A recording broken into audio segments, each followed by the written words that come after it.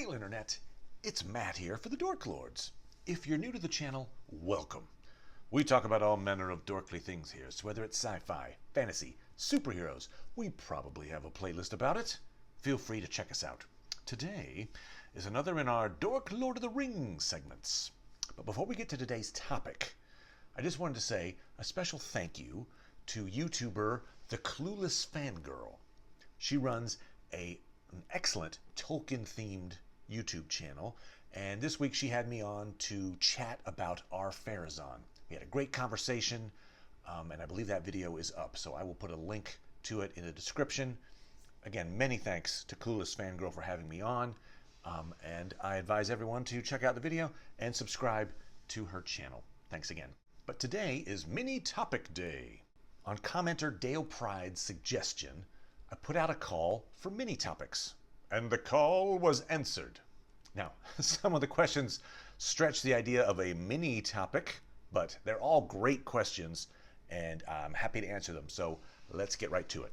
So we'll start with a question from the commenter who requested this video, Dale Pride. And Dale writes, "What made the dwarves of the Third Age so weak to dragon fire? The earlier dwarves could withstand the heat of a dragon's breath. Did dragons become stronger, or did dwarven metals become weaker? Was Moria the only place Mithril was mined?" Awesome questions, Dale. And to answer your question, dragons did not become stronger by the Third Age. I think the answer is that dwarves lost the art of creating dragon fire-proof armor. And we get a hint of that in the Fellowship of the Ring at Rivendell. Glóin is speaking with Frodo. Glóin began then to tell the works of his people, telling Frodo about their great labors in Dale and under the mountain. "We have done well," he said, "but in metalwork we cannot rival our fathers. Many of those secrets are lost. We make good armor and keen swords, but we cannot again make mail or blade to match those that were made before the dragon came. Only in mining and building have we surpassed the old days." So I think there we get the idea the lore was lost. You're right. In the First Age, dwarves famously had armor that was resistant to Glaurung's fire. But by the Third Age, they don't have Smaug-proof armor. As for whether Moria is the only place to mine Mithril, we get an answer to that from Gandalf when the Fellowship is journeying through Moria. He gives some exposition, kind of a tour guide, explaining the history of the region. This is from Fellowship of the Ring, Chapter 4, A Journey in the Dark. "Then what do the dwarves want to come back for?" asked Sam. "For Mithril," answered Gandalf. "The wealth of Moria was not in gold and jewels, the toys of the dwarves, nor in iron, their servant. Such things they found here, it is true, especially iron, but they did not need to delve for them. All things that they desired they could obtain in traffic. For here alone in the world was found Moria silver, or true silver as some have called it. Mithril is the elvish name." So there you have it. At that time, in the Third Age, Moria is the only place that you're going to get Mithril. But I'll give you a little glimmer of hope that perhaps Mithril could be found elsewhere in the world. And that glimmer comes from a line in Unfinished Tales. This is from Part 2, Section 3, The Line of Elros, Kings of Numenor. And it's describing the Numenorian king Tar Telemite. His name means silver-handed. And it says, "He was born in the year 2136 and ruled for 140 years. This king was so called because of his love of silver, and he bade his servants to seek ever for Mithril." So, he obviously knew of Mithril. He was called the Silver-Handed.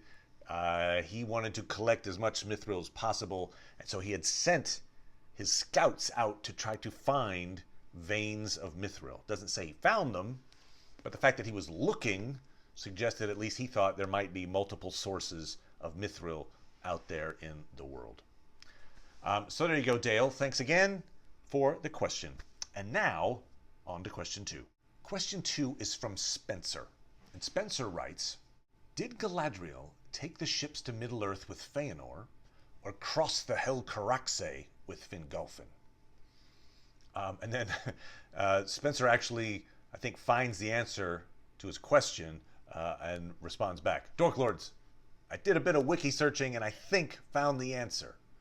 The answer is that Galadriel indeed crossed the Hell Caraxes, this land of ice, instead of taking the ships with Feanor. But okay, so perhaps a little more broadly, which important elves went with Feanor versus with Fingolfin? Was it just Feanor's sons, or were there others that were on the ships? And so I said that, hey, look, I'll go with who was on those ships. And you're right, there is this like suggestion almost that it was just 8 people on these ships. It's Feanor and his 7 sons, and they sailed off to Middle-earth. But no, there was actually an army that went. And the quote for that is Silmarillion, Chapter 9, Flight of the Noldor.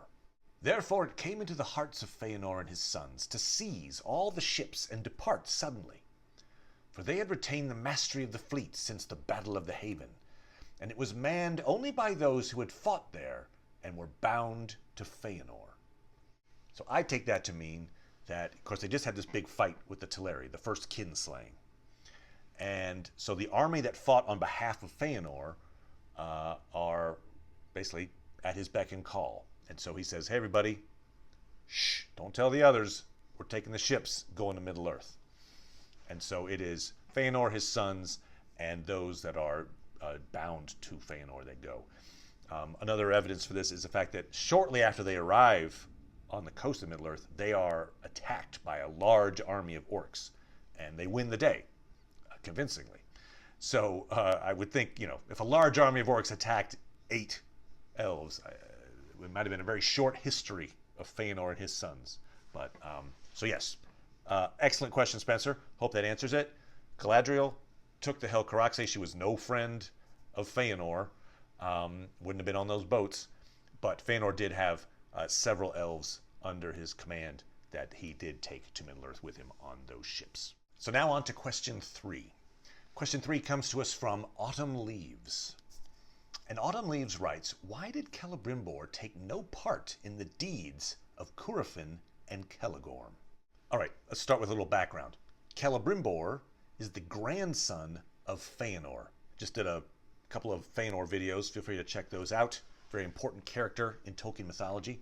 But Celebrimbor is his grandson. Celebrimbor's dad is Curufin. So Curufin is one of the sons of Feanor, the infamous sons of Feanor. Curufin and Celegorm, another one of Feanor's sons, along with Celebrimbor, are staying in the elven kingdom of Nargothrond. And at one time, that is led by King Finrod.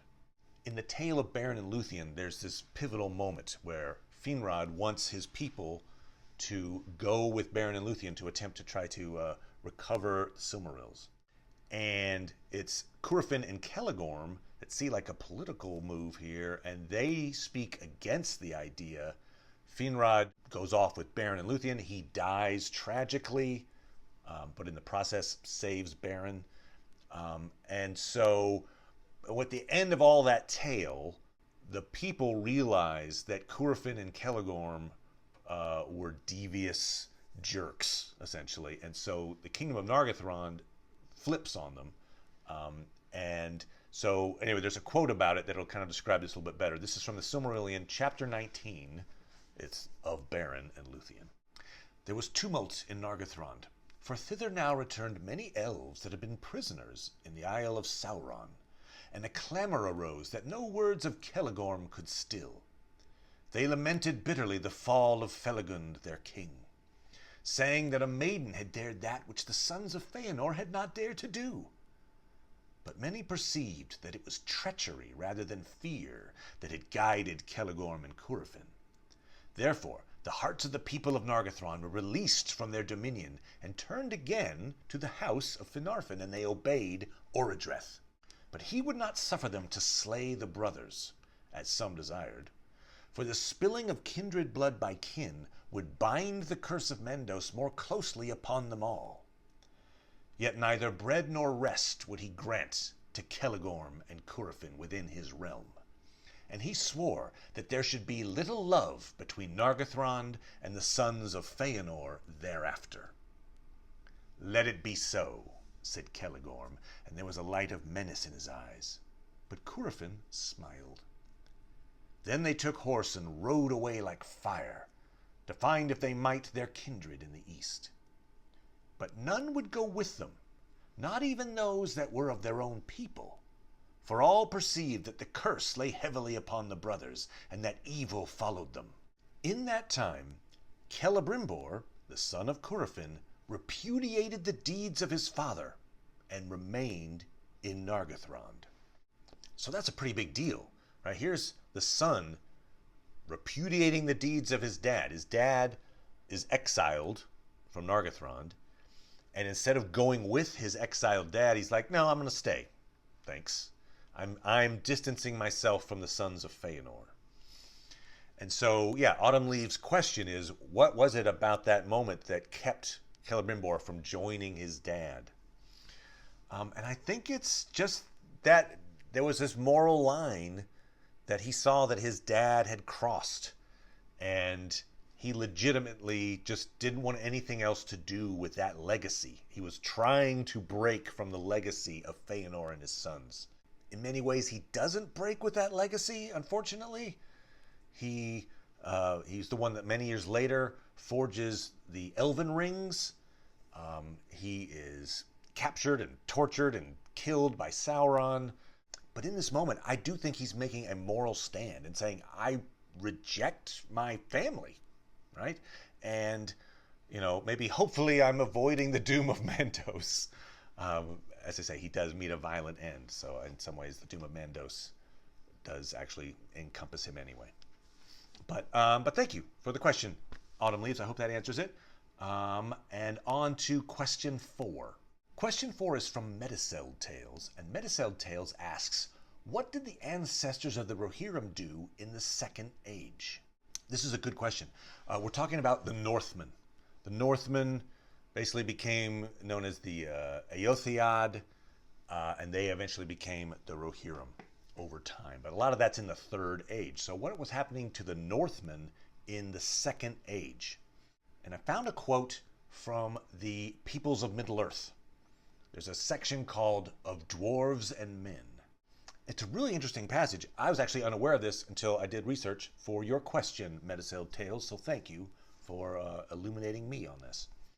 The quote goes, "In these ways, the alliance of dwarves and men in the north came early in the Second Age to command great strength, swift in attack and valiant and well protected in defense. And there grew up in that region between dwarves and men respect and esteem, and sometimes warm friendship." So then you've got Sauron forges the ring, this giant war happening in Middle-earth, and the alliance falls apart. The dwarves retreat into their mountains, and men are attacked relentlessly by Sauron and the Easterlings.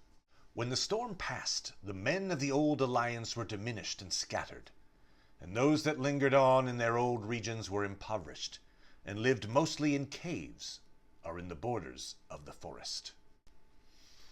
So you've got the situation where the Northmen and the dwarves made an alliance that probably lasted for a good 1,000 years or so in the Second Age.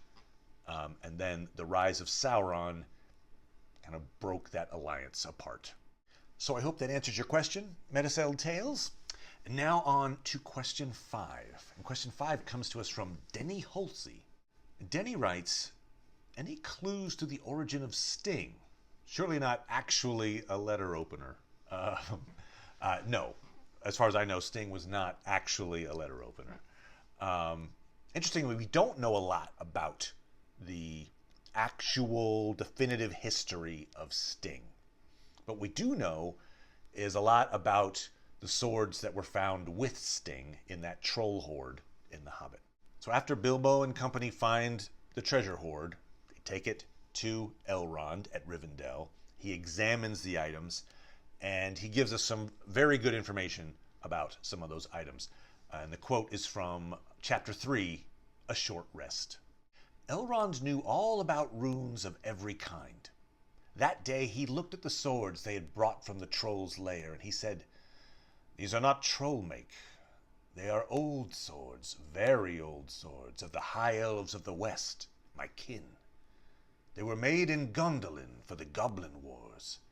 They must have come from a dragon's horde or goblin plunder, for dragons and goblins destroyed that city many ages ago. This, Thorin, the runes named Orcrist, the goblin cleaver in the ancient tongue of Gondolin. It was a famous blade. This, Gandalf, was Glamdring, foehammer, that the king of Gondolin once wore. Keep them well." Okay, so you got Glamdring and Orcrist. Glamdring, wielded by the king of Gondolin, that's Turgon. Turgon was killed when a tower collapsed on him during the fall of Gondolin. Orcrist, obviously a powerful, incredibly well-made blade, certainly wielded by another elven hero during the fall of Gondolin. And most of the elven heroes we know of had weapons that were already named. And so kind of by process of elimination, it seems like the most likely elven hero to have wielded Orcrist at the fall of Gondolin would have been Ecthelion. Did a video on Ecthelion if you want to check that out. Ecthelion perished killing Gothmog, Lord of Balrogs, right there in the heart of the city. Elrond doesn't mention Sting. Sting, as we know, was named by Bilbo during The Hobbit, so we can conjecture that it didn't actually have a name before then. And it's basically a dagger, right? But it's incredibly well made. It glows when orcs are about. It's probably something that was wielded by nobility in Gondolin. Did some research to try to find evidence of a dagger somewhere during the story of the fall of Gondolin. And I did find one, and there is a hero that wields it. I think the odds that this is actually Sting are actually fairly low, but I will read this quote for you, and there is certainly a possibility. Somewhere on the scale of 1 to 100, there's this chance that Sting is the blade that is being discussed in this really cool quote. This is from The Fall of Gondolin, the original tale. This is one of the most dramatic scenes in Tolkien's lore. It's Glorfindel taking on a Balrog on a mountain pass. Then Glorfindel leapt forward upon him, and his golden armor gleamed strangely in the moon, and he hewed at that demon that it leapt again upon a great boulder, and Glorfindel after. Now there was a deadly combat upon that high rock. The ardor of Glorfindel drove that Balrog from point to point, and his mail fended him from its whip and claw. Now had he beaten a heavy swinge upon its iron helm, now hewn off the creature's whip arm at the elbow. Then sprang the Balrog in the torment of his pain and fear full at Glorfindel, who stabbed like a dart of a snake. But he found only a shoulder and was grappled, and they swayed to a fall upon the crag top.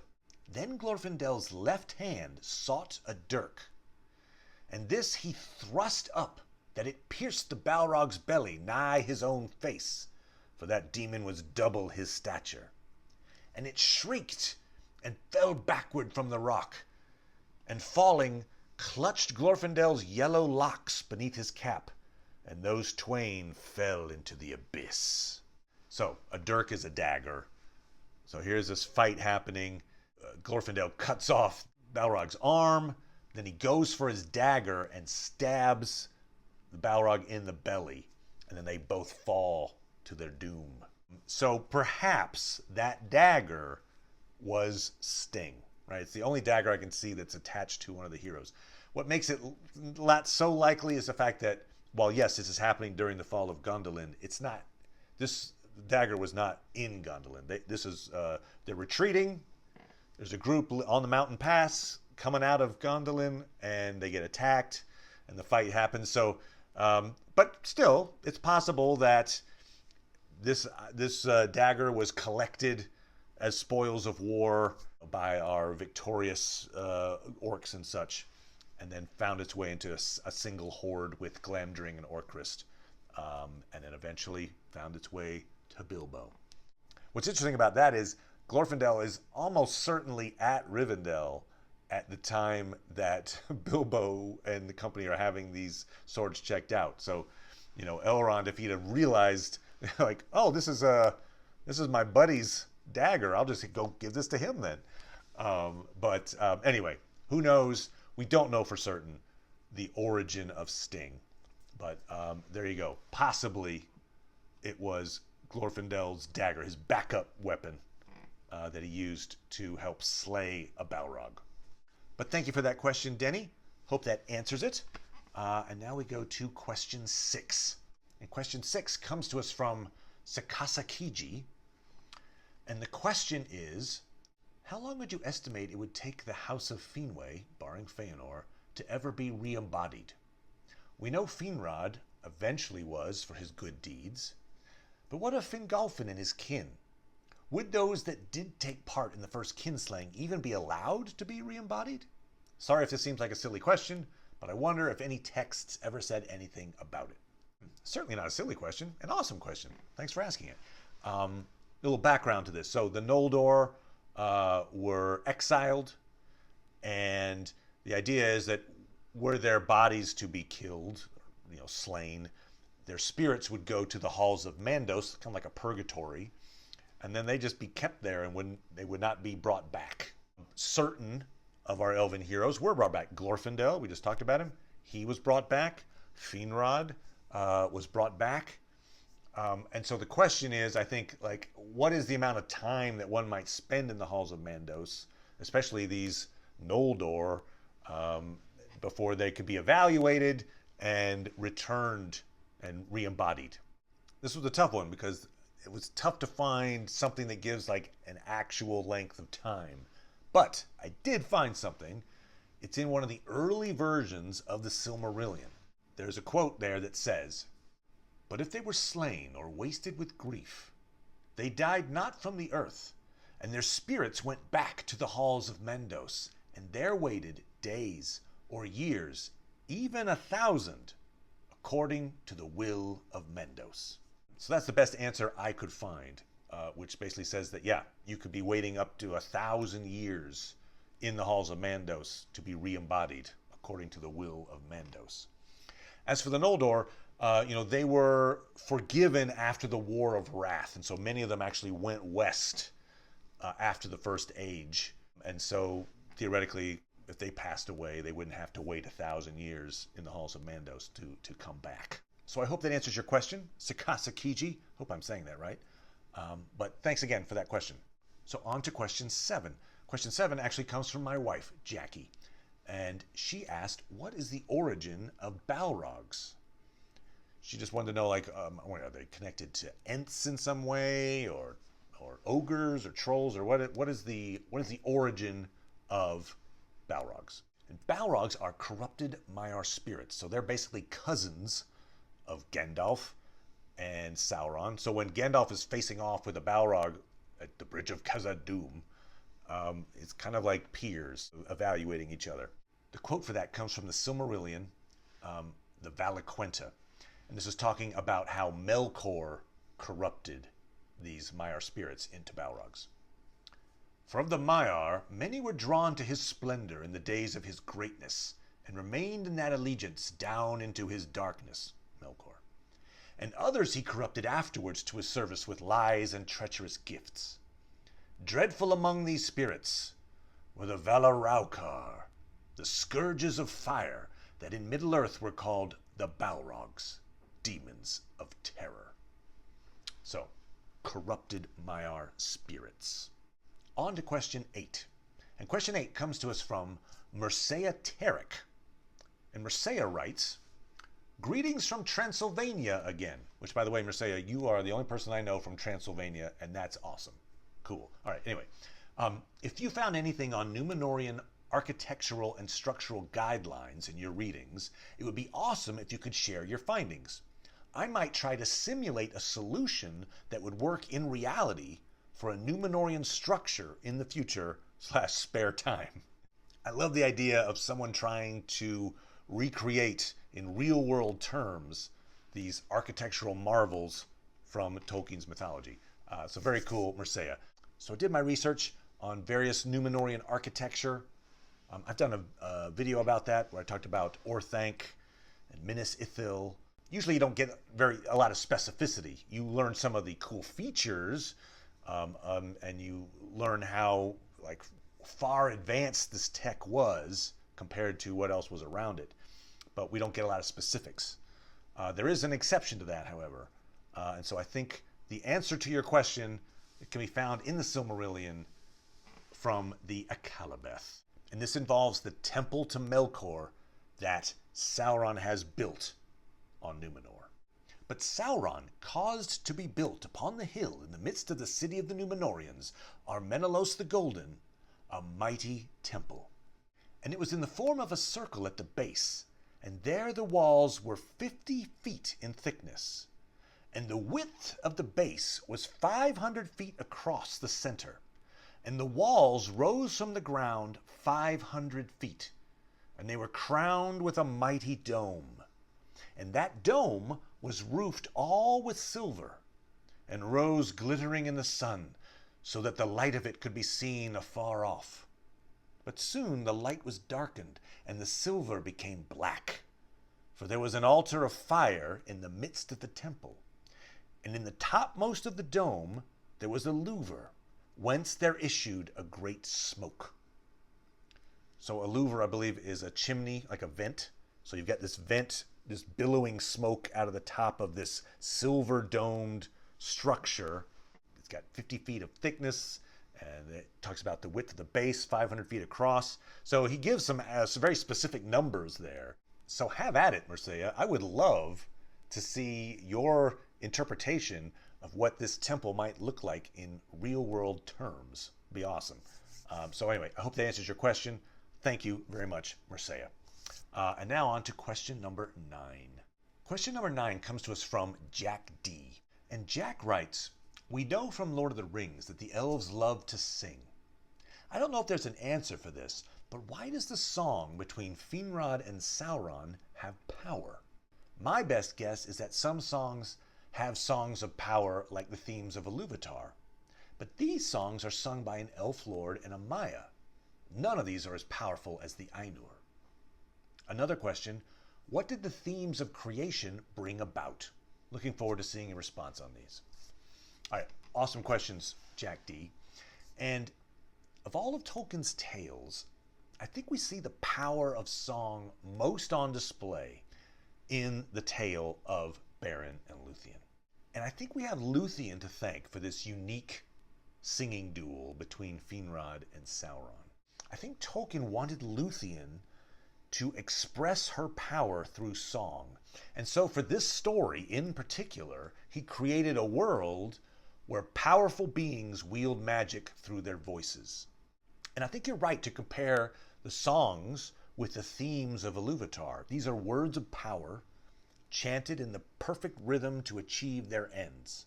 The tale of Beren and Luthien is filled with references to Luthien's musical powers. And here are just a few of them. All of these come from the Silmarillion, chapter 19 of Beren and Luthien. Here we have Beren speaks to Luthien for the first time. And note how Beren's response is also lyrical. "There came a time near dawn on the eve of spring, and Luthien danced upon a green hill, and suddenly she began to sing. Keen, heart-piercing was her song, as the song of the lark that rises from the gates of night and pours its voice among the dying stars, seeing the sun behind the walls of the world. And the song of Luthien released the bonds of winter, and the frozen waters spoke, and flowers sprang from the cold earth where her feet had passed. Then the spell of silence fell from Beren, and he called to her, crying, 'Tinuviel!' And the woods echoed the name." So you see this theme of the words of power. We then have Beren and Luthien singing to each other when Beren is captured.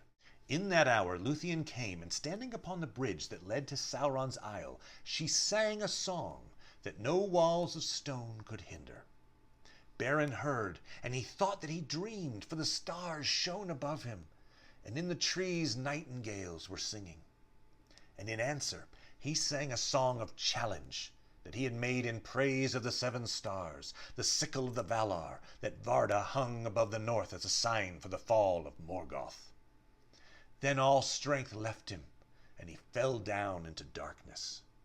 But Luthien heard his answering voice, and she sang then a song of greater power. Right? A song of power. So again, I feel like these are all things where this fits in the story where Finrod would have a song of power to fight against Sauron's song. I think it's the nature, the character of this tale that drives this theme of songs of power. Later we have Luthien using song to cause Morgoth's court to fall to sleep. Then suddenly she eluded his sight, and out of the shadows began a song of such surpassing loveliness and of such blinding power that he listened perforce, and a blindness came upon him as his eyes roamed to and fro seeking her. All his court were cast down in slumber, and all the fires faded and were quenched. A very powerful song. Then after Beren is slain, Luthien sings a song to Mandos in the Halls of Mandos. We talked about the Halls of Mandos. Mandos is a Valar. She sings a song to him so beautiful. She convinces him to bring Beren back.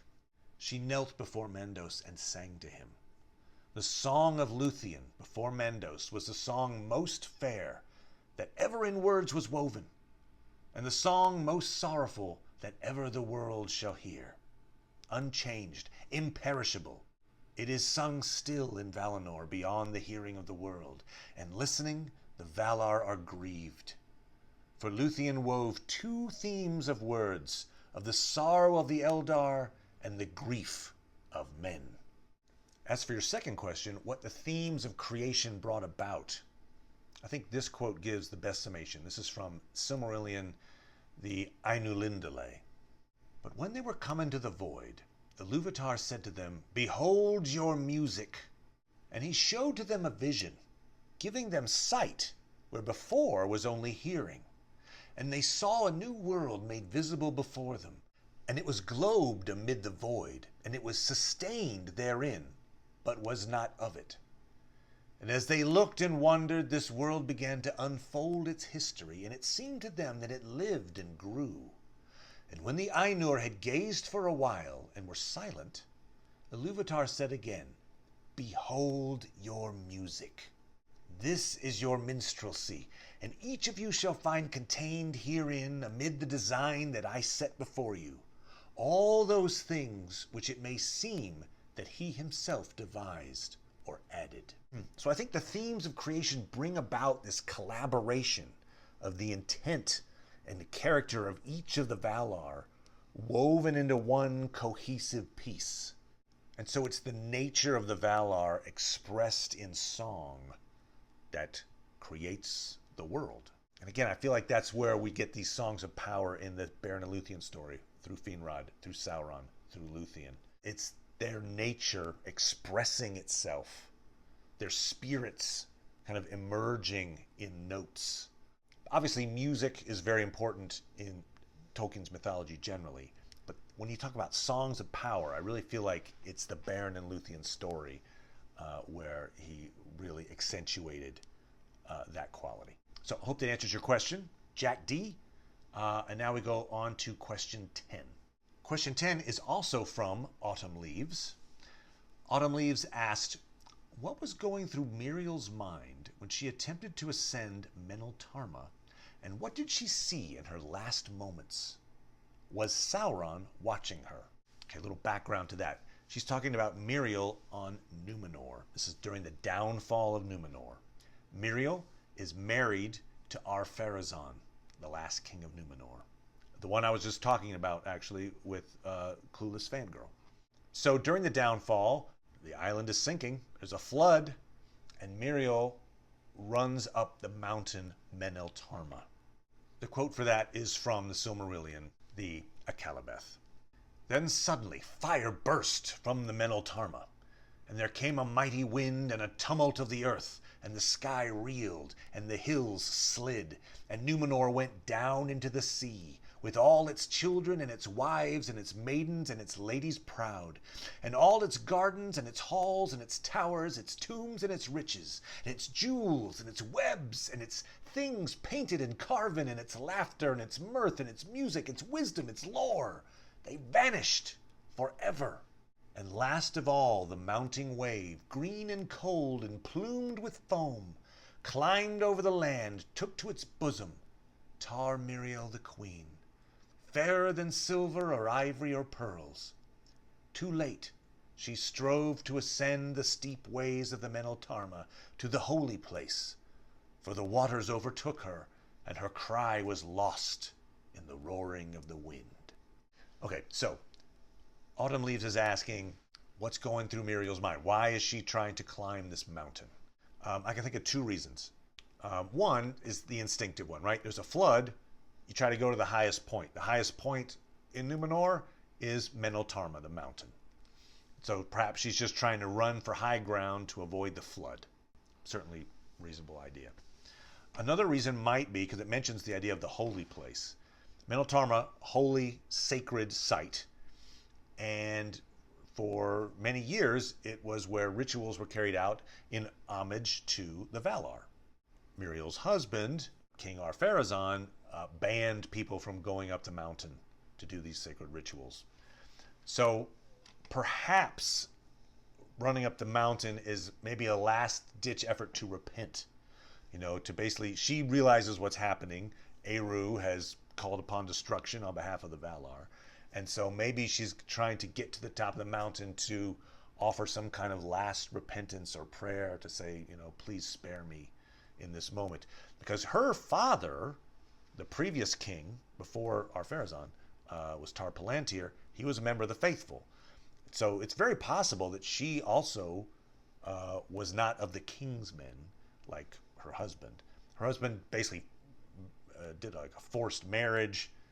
She was supposed to be queen. He usurped her throne with a forced marriage. So she had no real love for him, and I don't think was a true believer in the Kingsman cause. So this might have been a moment for her to attempt to, as I say, repent.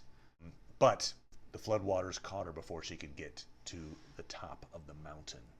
And notably, Tolkien mentions, there's a legend that perhaps the very top of Meneltarma survived as an island, a little tiny island, after the downfall of Numenor.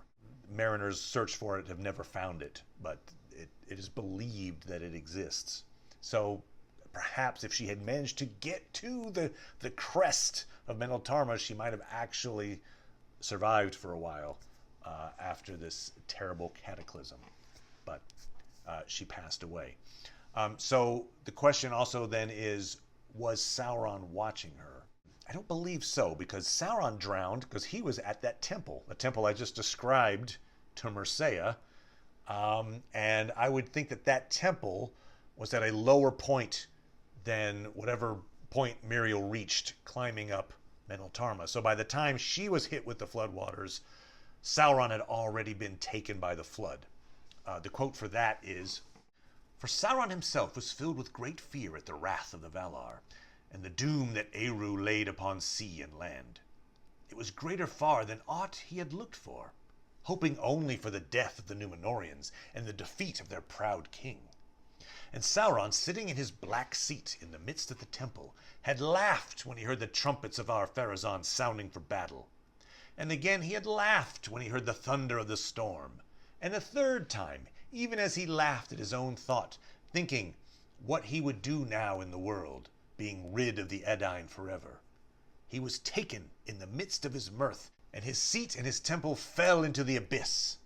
But Sauron was not of mortal flesh, and though he was robbed now of that shape in which he had wrought so great an evil, so that he could never again appear fair to the eyes of men, yet his spirit arose out of the deep and passed as a shadow and a black wind over the sea, and came back to Middle-earth, and to Mordor, that was his home." So, again, I think he's taken by the cataclysm before Muriel is taken. Hope that answers your question, Autumn Leaves. Thank you very much. On to question 11, which comes to us from Data Man. And Dataman writes, great idea. I assume about the mini topics. Awesome, glad you approve. I would like to know where the Entwives went. Would also like to know if there were any good orcs, trolls, or goblins, or were they all evil by nature, from our perspective at least. So obviously there is a mystery behind the Entwives, right? Treebeard talks about, we lost them. Where did they go? The female Ents, the Entwives. Treebeard describes them thusly in Two Towers, Book 3, Chapter 4, Treebeard. So the Entwives made gardens to live in, but we Ents went on wandering, and we only came to the gardens now and again. Then when the darkness came in the north, the Entwives crossed the great river, Anduin, and made new gardens and tilled new fields, and we saw them more seldom.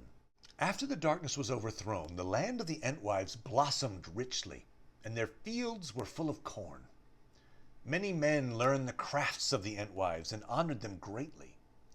But we were only a legend to them, a secret in the heart of the forest. Yet here we still are, while all the gardens of the Entwives are wasted. Men call them the Brown Lands now. So yes, in the Third Age, the Brown Lands are this area. They're just to the east of the Anduin, where supposedly the Entwives had at one time made great gardens in the Second Age. And so we're left to wonder, what happened here? What's the deal? And we get a hint as to what happened from one of Tolkien's letters. I think that in fact the Entwives had disappeared for good, being destroyed with their gardens in the War of the Last Alliance, when Sauron pursued a scorched earth policy that burned their land against the advance of the allies down the Anduin.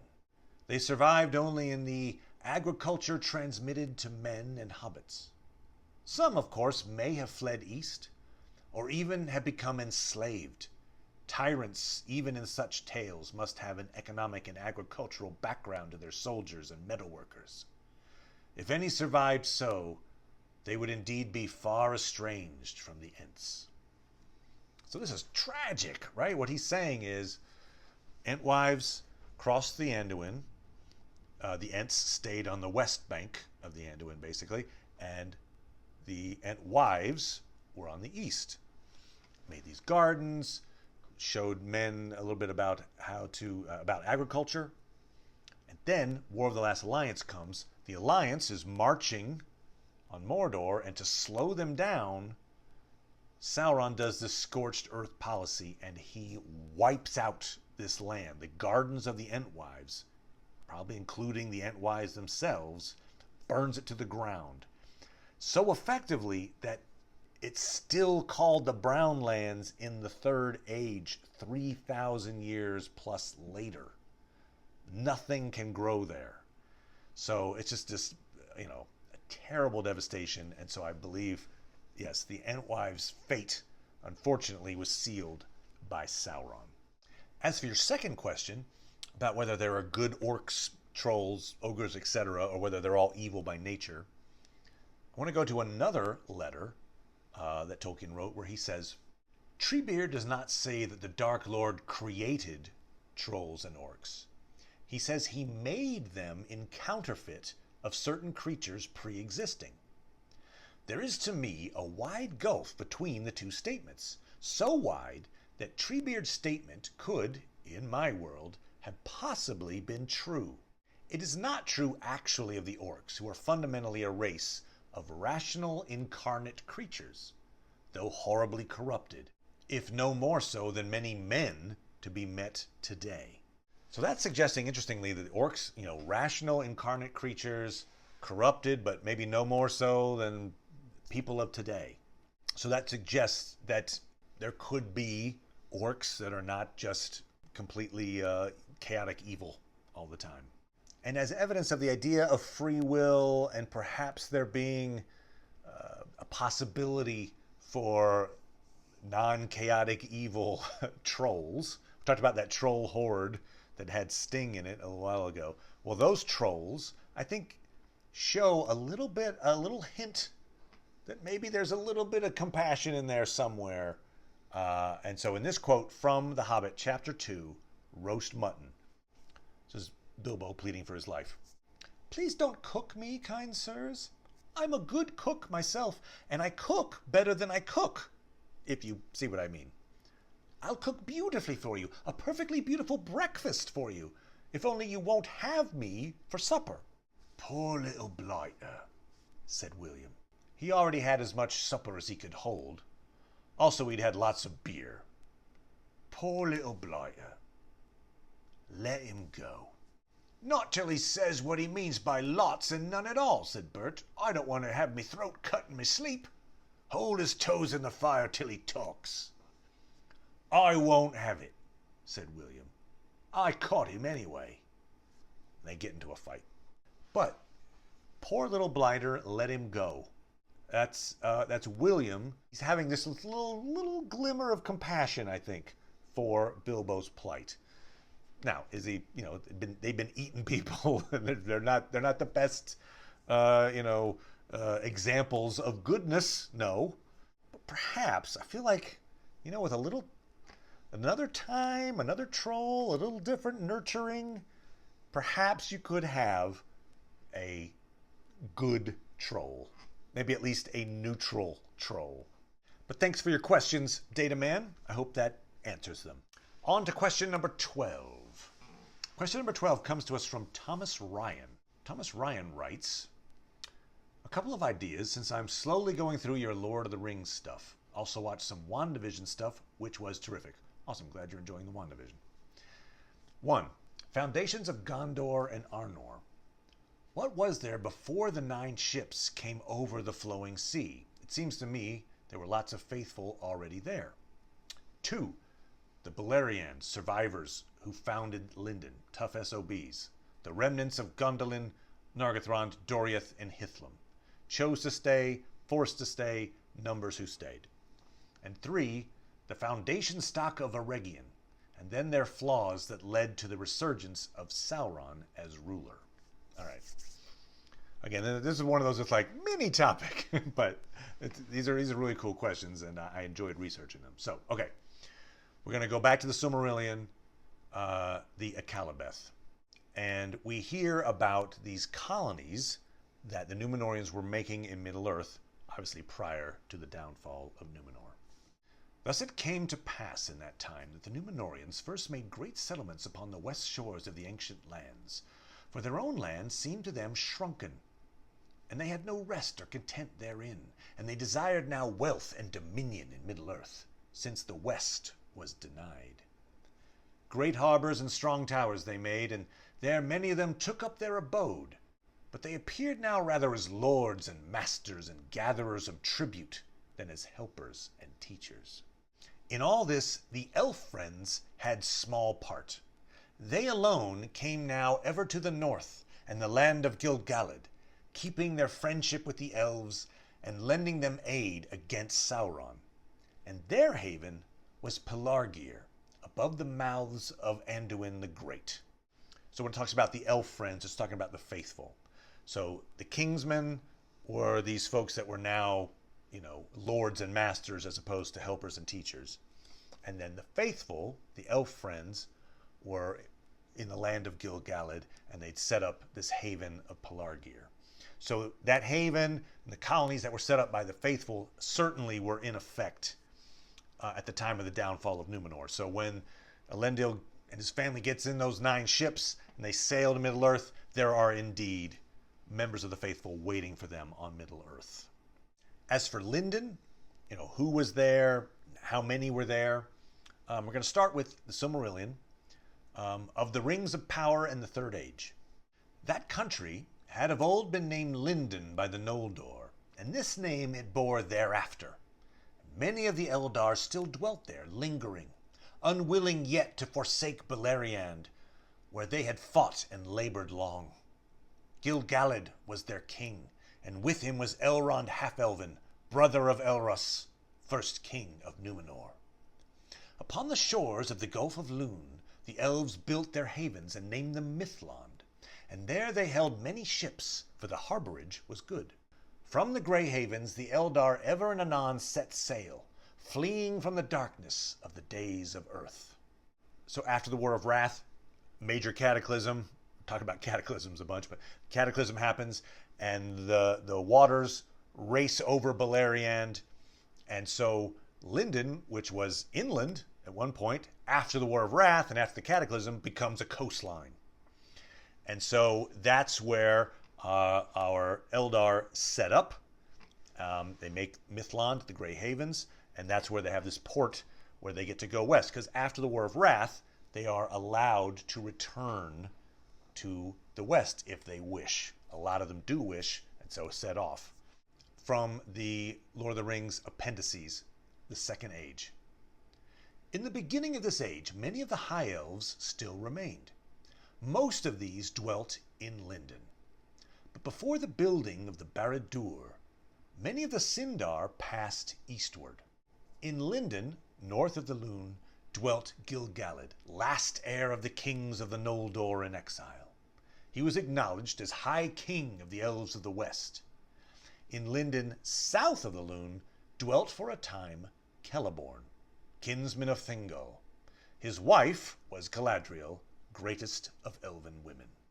The appendices go on to say, the First Age ended with the great battle, in which the host of Valinor broke Thangorodrim and overthrew Morgoth.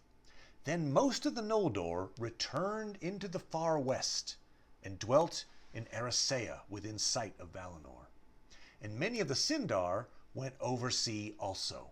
Later, some of the Noldor went to Eregion, upon the west of the Misty Mountains, and near to the west gate of Moria. This they did because they learned that Mithril had been discovered in Moria. The Noldor were great craftsmen and less unfriendly to the dwarves than the Sindar. But the friendship that grew up between the people of Durin and the elven smiths of Eregion was the closest that there has ever been between the two races. Celebrimbor was lord of Eregion and the greatest of their craftsmen. He was descended from Feanor. This is getting into your question about how the stock of Eregion and how that led to the flaws that led to the resurgence of Sauron. Another quote from the Silmarillion of the Rings of Power in the Third Age. In Eregion, the craftsmen of the Gwaith y Myrdain, the people of the jewelsmiths, surpassed in cunning all that have ever wrought, save only Feanor himself. And indeed, greatest in skill among them was Celebrimbor, son of Curufin, who was estranged from his father, remember that, and remained in Nargothrond when Celegorm and Curufin were driven forth. Okay, so I read a lot of stuff there, but basically, Lindon is a popular site for the elves that remained after the War of Wrath at the end of the First Age. But a whole bunch of elves go west. So most of elfdom has departed. They're nowhere near the number of elves as there would have been at the height, let's say, of elvendom in the First Age. And then over time, the numbers shrink even more, right? Because just gradually elves keep going west. We see that in the Third Age a lot. Elves make a pilgrimage, they go to the Grey Havens, goodbye world, and they take off. And several of the Sindar elves don't stay in Lindon, but they don't go west, they go east, they go inland. And so I think over time, Lindon becomes a smaller and smaller stronghold of elves.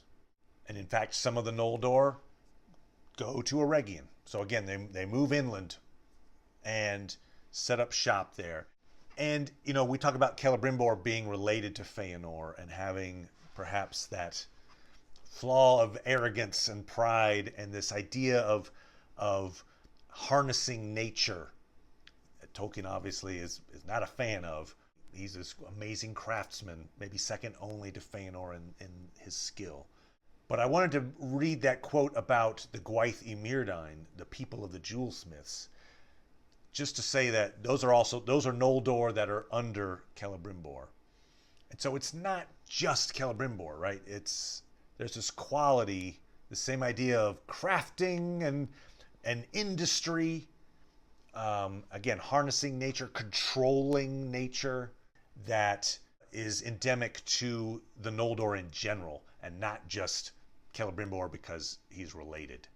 And so I think it's that nature, that's the flaw that perhaps leads to this reemergence of Sauron. You know, Sauron becomes Anatar and, you know, hey, look, I can instruct you on making these really amazing rings. They're like, awesome, we want that knowledge. And he, teaches them, and then he announces suddenly that he's Sauron, and all hell breaks loose.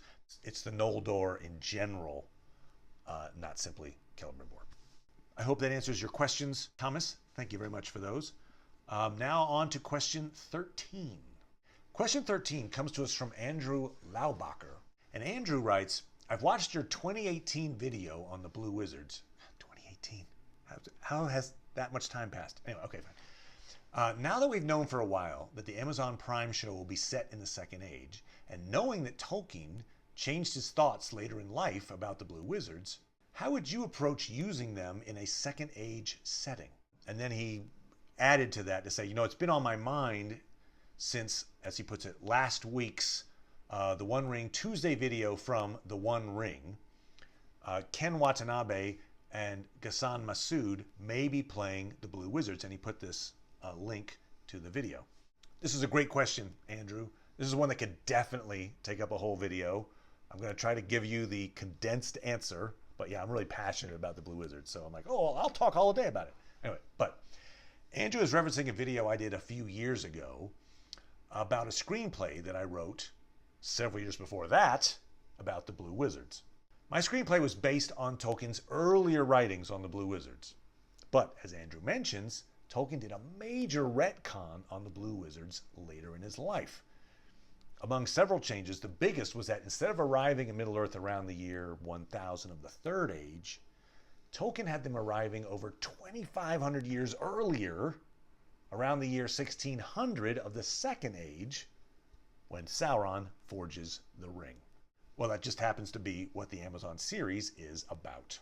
Andrew references a video from the One Ring YouTube channel, great channel. They did a casting rumor video. And indeed, there is a rumor that Ken Watanabe and Ghassan Massoud will be playing the Blue Wizards in Amazon's series. Let me say, I'd be psyched if this rumor turned out to be true. That would be awesome. Ken Watanabe as a Blue Wizard, sign me up.